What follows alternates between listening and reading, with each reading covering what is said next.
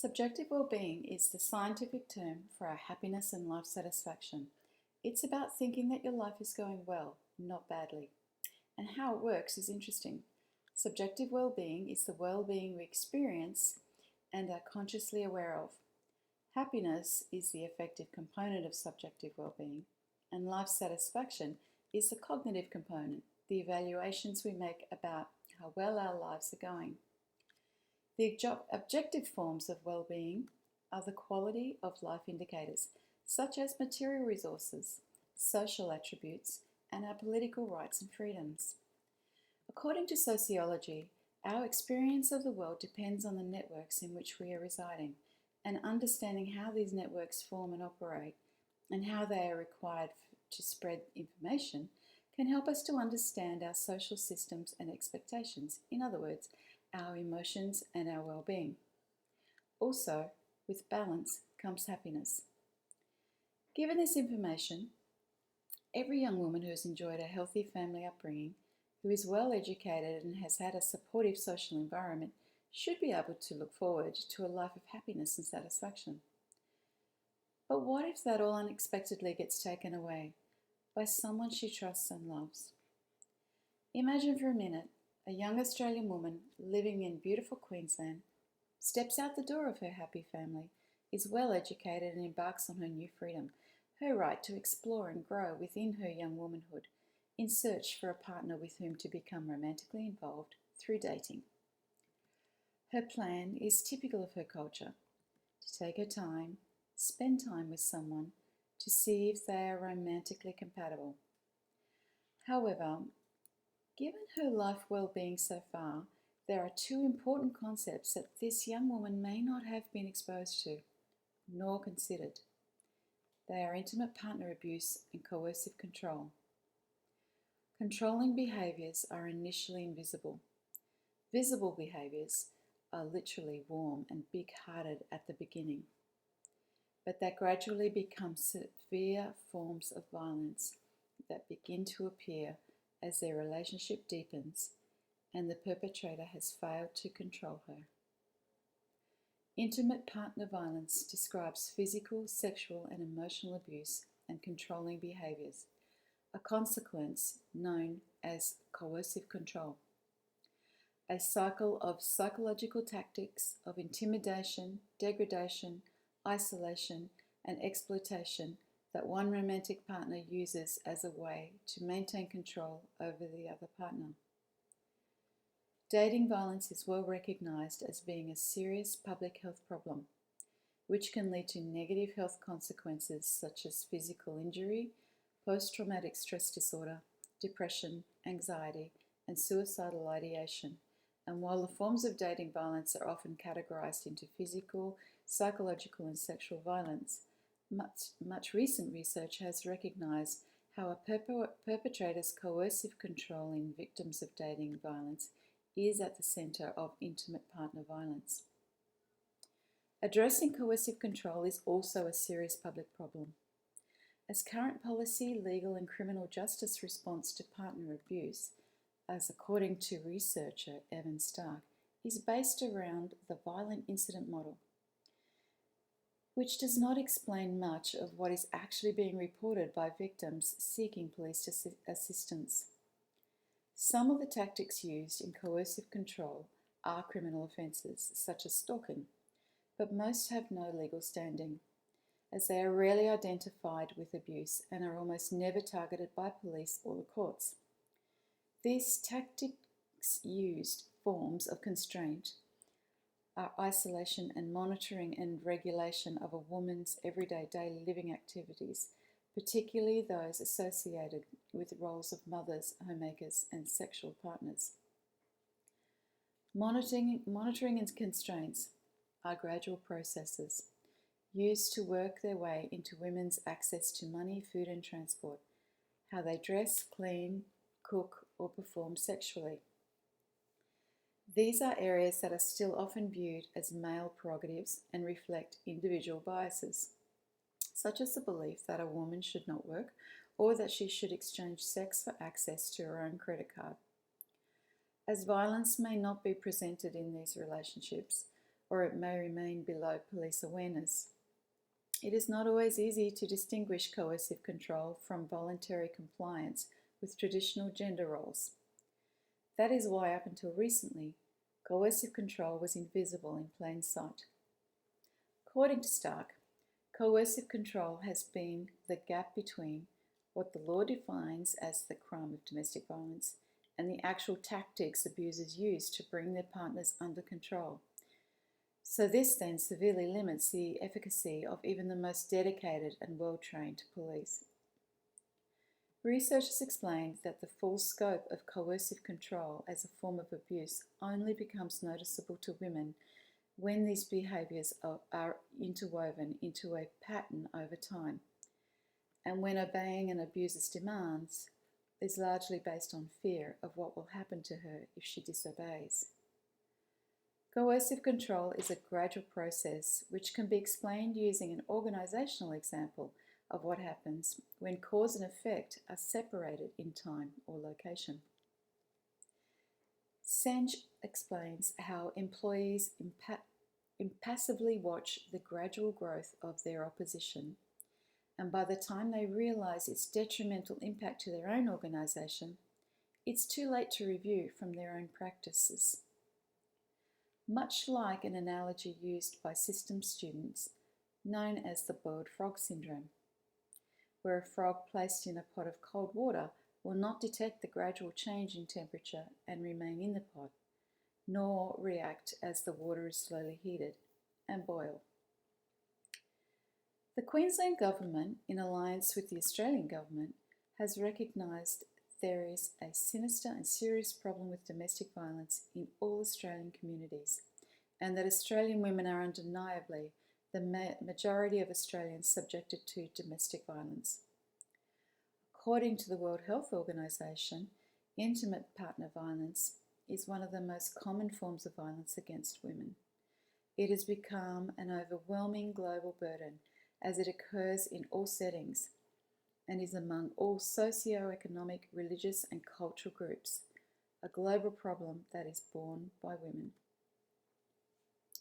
Our Watch research explains that in Australia, the current figures of domestic violence are 1 in 3 women have experienced physical violence since the age of 15, 1 in 5 have experienced sexual violence, 1 in 6 have experienced physical or sexual violence by their current or former partner, 1 in 4 have experienced emotional abuse by a current or former partner, and young women aged between 18 and 24 years experience significantly higher rates of physical and sexual violence than women in older age groups. Like the rest of Australia, in Queensland we have a crisis, larger than any of us might have understood. Queenslanders of all ages, faiths, cultures and economic societies are impacted in some way. The Queensland Government has therefore developed a domestic violence prevention strategy, a call to all Queenslanders for zero tolerance on domestic violence. The Government's proposed model is based on forging strong key community relationships around the concept of hope for real and lasting change.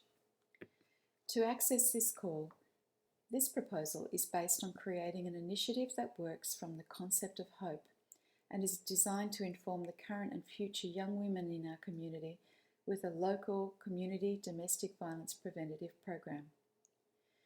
Recognising the Government's concern with how the current domestic violence response services are being stretched and public domestic violence needs are drawing heavily on our local health and community system resources, this initiative proposes instead a community preventative program that brings together scientific research with lived experience and storytelling, aimed at informing young women about the patterns and perceptions of the roles of power and the silent threat of coercive control. The program is called D&Ms, to reflect the relatable use of deep and meaningful discussions often needed when faced with uncertainty. D&Ms are used with women when they need to explore something personal and important in their lives. The program would become available for young women to access in a safe environment to communicate within the local YWCA the country's leading feminist organisation. The program has found inspiration for using scientific evidence combined with storytelling from the prevention program developed by Dina Macmillan. Dina Macmillan is a social psychologist who worked in domestic violence for 20 years, listening to the stories of both the perpetrators and the victims. From these insightful stories, she developed a domestic violence prevention program that targets women and teenage girls called Unmasking the Abuser.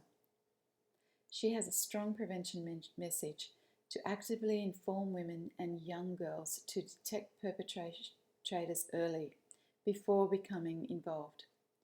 She teaches how the foundation to intimate partner violence stems from coercive control, and that all women and teenage girls can quickly learn to understand and recognize the dysfunctional psychological underpinnings of abusive motives and how to avoid them.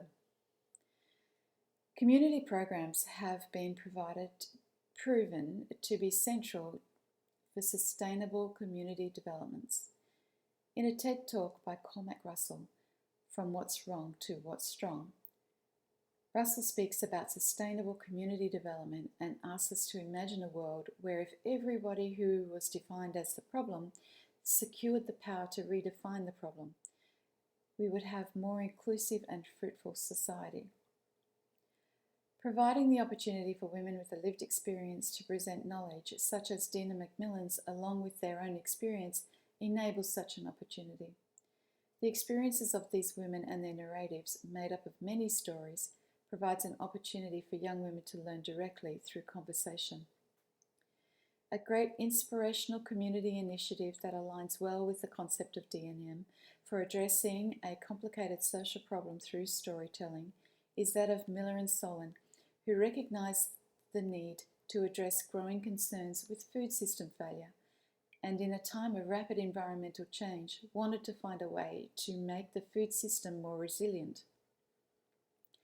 They decided that one low-cost and high-impact way to address the increasing complexity of our food system was to encourage people to tell their stories of food and farming by facilitating individuals and groups to talk about their experiences and direct observations as a powerful way to help people to navigate and understand their own roles in the food system. Narratives were based on personal experiences of agricultural ethics, shared experiences of reducing pesticide risks, management complexities, and resilience, which helped people understand their role as a central actor and enabled them to take responsibility for the health of the system. The groups encouraged their curiosity, and they developed specific questions that scientific inquiry could address. They found that as each person told their story, the others listening were able to understand the complexities and how their own story and choices shape the system.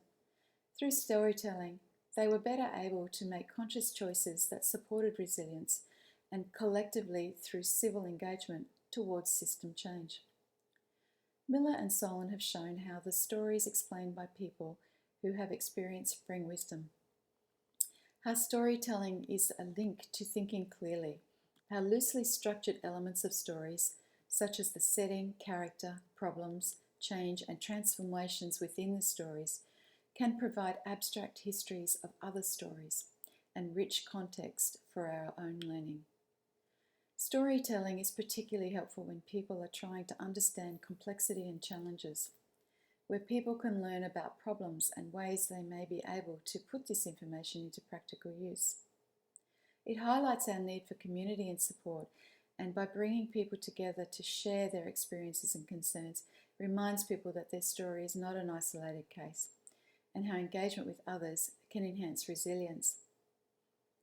Through feedback, they are also able to adjust what Sange refers to as mental models, the way human perception governs the way people act, and therefore the way people navigate their actions. Regardless of our modern times and readily available information on the internet, conversations with older women have been expressed by young women as needed. In her TED Talk titled A Woman Over 50, A Life Unleashed, Connie Schultz calls out to all women over 50 to share their wisdom with young women as a response to the expressed need by many young women to her that women of her generation are not mentoring enough. While she jokes how older women don't have young women's midriffs and younger women don't have older women's wisdom, she imparts her important message of, my sisters, we must carry as we climb.